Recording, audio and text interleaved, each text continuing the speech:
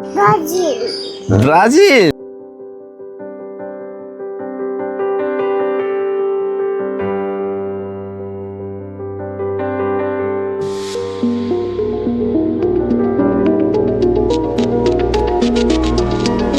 Hello everyone, চলে আসলাম।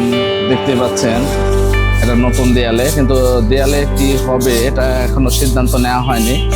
তবে খুব শীঘ্রই আপনারা ছবি দেখে আশা করি বুঝতে পারবেন যে কি ঘটনাটা এখানে ঘটতে চলেছে। আমরা দেয়াল প্রস্তুত কিন্তু শুরু করে দিয়েছি, যে কোনো মুহূর্তে এটা শেষ হয়ে যাবে, তারপরে আমাদের আসল কাজ শুরু হয়ে যাবে। তাহলে দেরি নয়, চলুন কাজ শুরু করে দিই। ভালো একটা কাজ করার জন্য দেয়াল প্রস্তুত করা খুব জরুরি, আর সেই জরুরি কাজটা আমরা এখন ফার্স্টে করে ফেলছি। আর রং লাগানোর প্রথম শর্ত হচ্ছে দেয়ালটা খুব সুন্দরভাবে পরিষ্কার করা। সেই পরিষ্কার করা হয়ে গেছে, আমরা এখন আমাদের সাদা রং দিয়ে লেয়ার তৈরি করে নেব। দেয়াল রেডি হওয়ার পরে প্রথম কাজ আমাদের রংগুলো প্রস্তুত করে নেওয়া। এর জন্য প্রথমে আমরা সাদা রং পানি দিয়ে রেডি করে নিলাম। তারপর সেটা সম্পূর্ণ দেয়ালে আমরা আস্তে আস্তে রং লাগিয়ে দিলাম। সাদা রং দেওয়ার পরে আমরা এখন সুন্দর করে আমাদের বাকি কাজের জন্য আদার্স যে রঙগুলো আছে, লাল নীল হলুদ, এই রঙগুলো করব। কিন্তু তার আগেই আমরা আমাদের দেয়ালের ড্রয়িংটা করে নেব। ড্রয়িংটা সেরে ফেললাম। ড্রয়িং সারার পরে আমরা যে রঙের কথা বলছিলাম, যে প্লাস্টিক পেইন্ট এবং অ্যাক্রামিন মিশিয়ে আমরা আমাদের প্রয়োজন মতন সকল রং তৈরি করি। এটা খুবই ইজিলি, কারণ অনেক সময় অনেকেই জানতে চান, তাদেরকে বলি যে আমাদের মূল যে কালার সেটা কিন্তু আমাদের দেওয়া আছে বিস্তারিত, কিভাবে আমরা এই রঙগুলো তৈরি করে আছি আমাদের এই সম্পর্কে অনেক ভিডিও তৈরি করা আছে।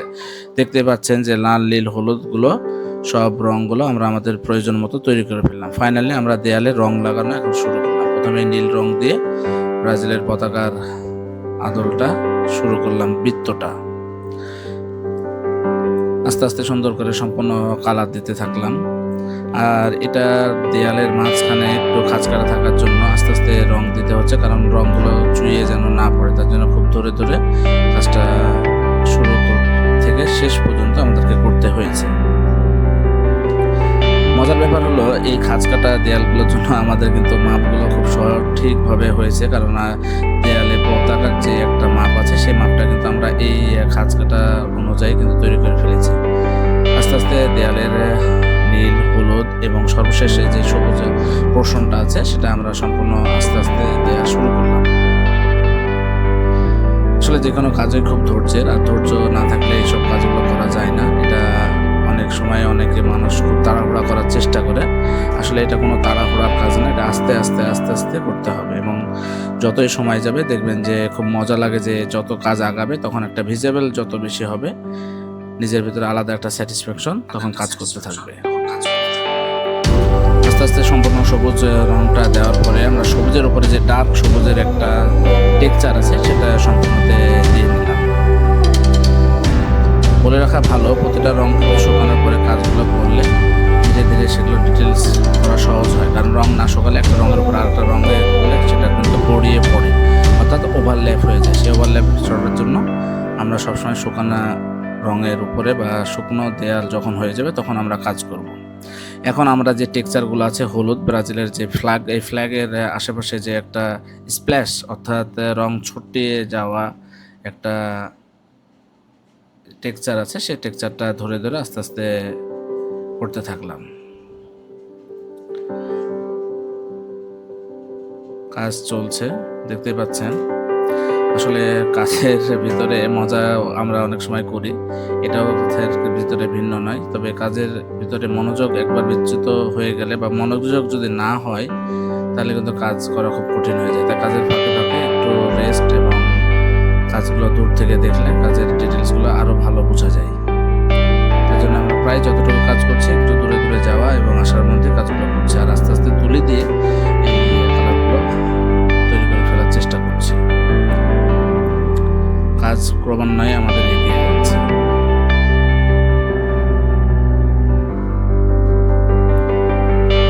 অনেক সময় অনেক মানুষ কিন্তু আমাদের এই কাজের খুব প্রশংসা করে এবং অনেকে বলে যে কিভাবে পসিবল। আমরা তাদেরকে বলি যে অনেক সময় আমরা কিন্তু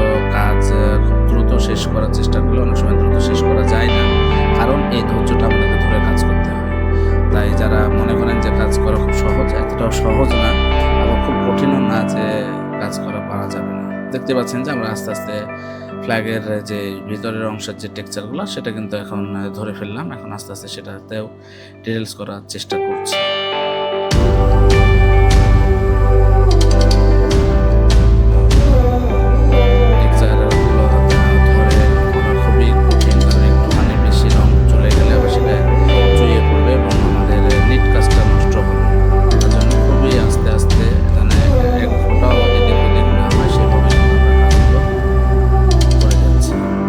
মূল যে ফ্ল্যাগটা করা সেটা খুবই সহজ, কিন্তু এই টেক্সচার দিতে আমাদের অনেক সময় লেগে যাচ্ছে, কারণ এটা খুবই ধরে ধরে করতে হচ্ছে।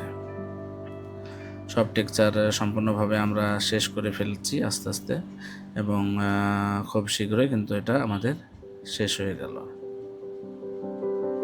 ফাইনালি আমরা স্টার দেওয়া শুরু করলাম। ব্রাজিলের পতাকার ভিতরে স্টার আছে, স্টারগুলো দেখতে পাচ্ছেন যে খাঁজ কাটা দেয়ালের জন্য প্রপারলি আসছে না, কিন্তু তারপর আমরা একটা শেপ দেওয়ার চেষ্টা করছি যাতে স্টারের অবয়বটা ভালো করে বোঝা যায়।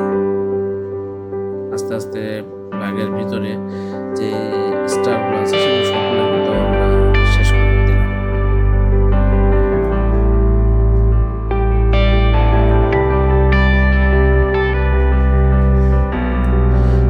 সব স্টার দেওয়া হয়ে গেলে আমরা এরপরে যে ভিতরে যে সাদা অংশটা সেটা আরো একবার দেওয়ার চেষ্টা করলাম, যাতে দূর থেকে এটা আরো বেশি স্পষ্ট হয়, কারণ নীলের পাশে এক লেয়ার যখন দিয়েছি তখন কিন্তু সেটা অতটাও ডিটেলস আসে না, তার জন্য আস্তে আস্তে দিলাম। এবং হলুদের উপরে আমাদের যে ইয়েলো আকারে অর্থাৎ ডিপ হলুদের একটা টেক্সচার আছে সেটাও কিন্তু আমরা এই দিয়ে দিচ্ছি।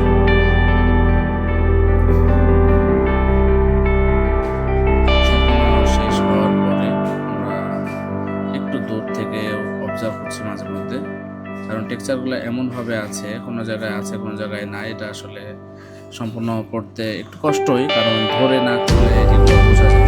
খুব আস্তে আস্তে সেগুলো আমরা শেষ করে ফেললাম।